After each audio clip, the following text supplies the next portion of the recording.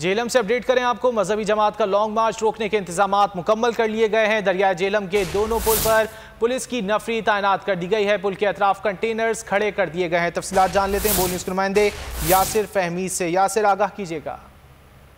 جی بالکل، مذہبی جماعت کے لانگ مارچ کو روکنے کے لیے انتظامیہ نے بھی اپنی طرف سے پوری تیاری کر لی ہے۔ دریائے جہلم کے دونوں پل پر پولیس کی بھاری نفری تعینات ہے، جبکہ کنٹینرز بھی وہاں پہ کھڑے کر دیے گئے ہیں، جبکہ ٹریفک جو ابھی تک رواں دواں ہے اور جو چیکنگ کا سلسلہ ہے وہ ہر پوائنٹ پہ پولیس اور قانون نافذ کرنے والے ادارے سخت چیکنگ بھی کر رہے ہیں۔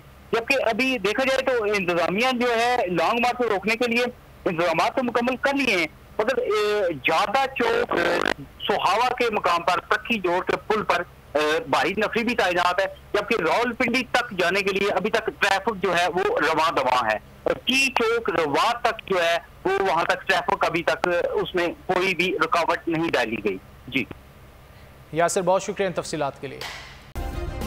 سبسکرائب کریں اور بیل دبائیں تاکہ کوئی خبر رہ نہ جائے۔